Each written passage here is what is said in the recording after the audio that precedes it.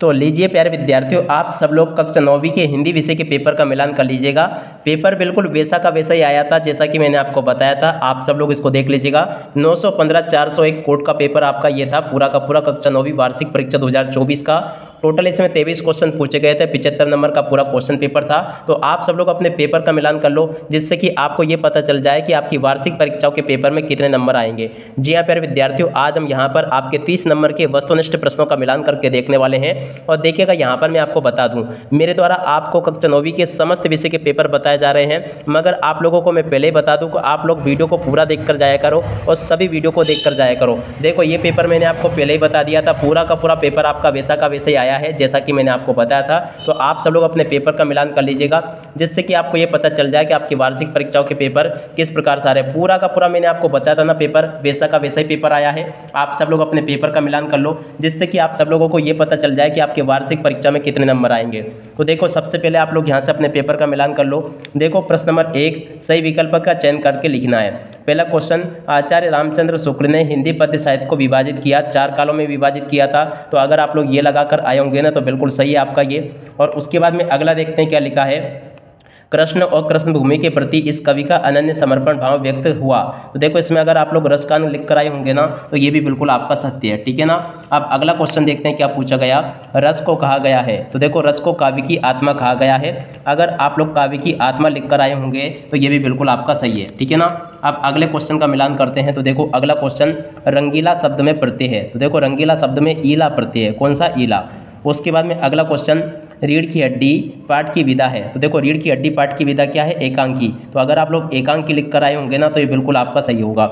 आप प्यारे विद्यार्थियों हमें कमेंट करके बताइएगा कि बहुविकल्पी प्रश्नों में से आपके कितने नंबर के सही हुए हैं, ठीक है ना। अब चलो हम आगे बढ़ते हैं और रिक्त स्थानों की पूर्ति का मिलान कर लेते हैं। तो देखो रिक्त स्थान पूर्ति इस प्रकार से आपसे पेपर में पूछी गई थी। आप सब लोग यहाँ से इसका मिलान कर लो। मखमली हुए लाल, तो देखो यहाँ पर आपको लिखना था टमाटर। अगर आप लोग यहाँ पर टमाटर लिख कर आए होंगे ना, तो पूरा आपका ये सही होगा। अब इसके बाद में अगला, काव्य के भेद माने गए, तो 2 भेद माने गए हैं, ठीक है ना, प्रबंध काव्य और मुक्तक काव्य।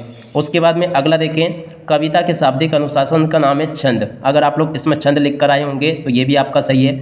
गद्य में व्याकरण का प्रयोग भी से ग्रहण किया जाता है। तो देखो आसानी से, यहाँ पर आपको आसानी लिख कर आना था। तो इस प्रकार से आप सब लोग अपने पेपर का मिलान कर लो। अगला क्वेश्चन देखते हैं क्या लिखा है। शब्दों के सार्थक योग को कहते हैं। तो देखो शब्दों के सार्थक योग को क्या कहते हैं, वाक्य कहते हैं। तो आप लोग अगर यहाँ पर वाक्य लिख कर आए होंगे ना, तो ये पूरा सही है आपका। उसके बाद में अगला क्वेश्चन, 1967 की बाढ़ को लेखक ने स्वयं भोगा था। तो इसमें आपको क्या लिख कर आना था, लेखक। इस प्रकार से अगर आप लोग पूरा लिख कर आए होंगे ना, तो पूरे सही है आपके। आप हमें कमेंट में बताइएगा कि रिक्त स्थान आपके कितने सही हुए, ठीक है ना। अब इसके बाद में हम आगे बढ़ते हैं, अगले क्वेश्चंस को देखते हैं। तो देखिएगा प्यारे विद्यार्थियों, कुछ बच्चों के मैंने कमेंट पढ़े थे, उनका कहना यह था कि सर आप जैसा पेपर बताते हो वैसा पेपर हमें तो मिल ही नहीं पाता है। तो देखो ऐसा होता है, आप सब लोगों को पता है कि एमपी के सभी जिलों में अलग अलग पेपर पहुँचाए जा रहे हैं। अब ऐसे में मैं बहुत सारे वीडियो डालता हूँ, तो ऐसे में आपको ये करना है, सभी वीडियो को देखकर जाना है। अगर आप लोग सभी वीडियो को देखकर जाओगे ना, तो एक उसमें आपको मिलने वाला पेपर भी होता है, ठीक है ना। तो आप सब लोग प्रत्येक वीडियो को देखा करो। अगर आप लोग सभी वीडियो को देखकर जाओगे ना, तो ये समस्या आपको नहीं होगी। आप क्या करते हो कि एक वीडियो देखकर चले जाते हो, फिर वो आपको नहीं आता है, तो आप लोग फिर कमेंट करते हो कि सर ये तो आया ही नहीं। तो इसलिए आप लोग सभी वीडियो को देखकर जाया करो। सभी वीडियो में से एक पेपर आपका, आपके जिले का पेपर भी होगा, ठीक है ना। अब इसके बाद में अगला मिलान यहाँ से कर लो। कवि सर्वेश्वर दयाल सक्सेना ने मेघों के आने की तुलना सच दर्ज कर आए प्रवासी अतिथि दामाद से की, ये बिल्कुल सत्य होगा।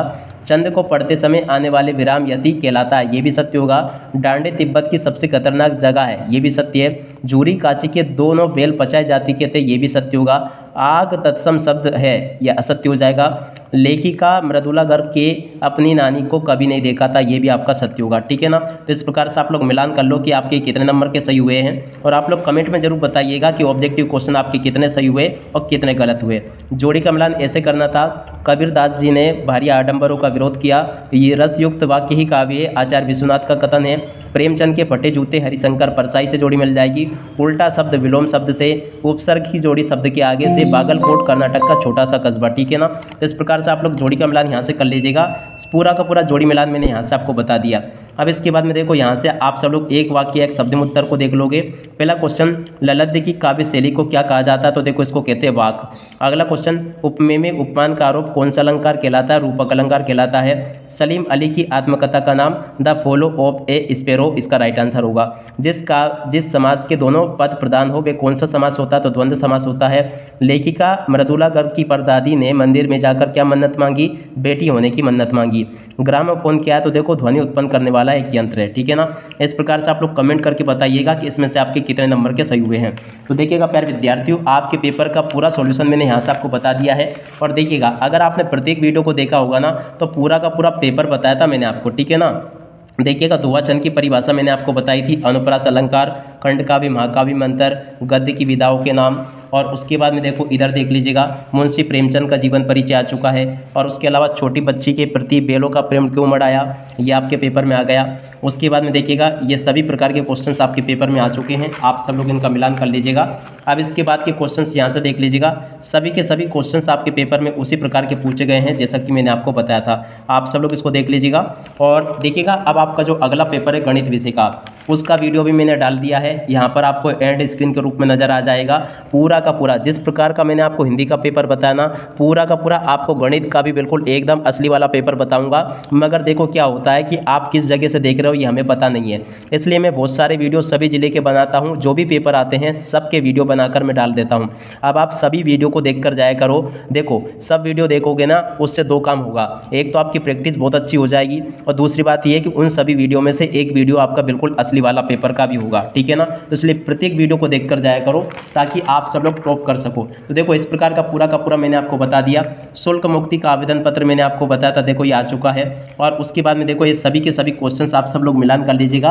अब आप सब लोग अपने अगले विषय की पेपर की तैयारी में लग जाओ। देखिएगा उसके लिए मैंने यहाँ पर आपको वीडियो उपलब्ध करवा दिया है। अब इसी के साथ में इस वीडियो को यहीं पर पूरा करते हैं। नमस्कार, जय हिंद, जय भारत।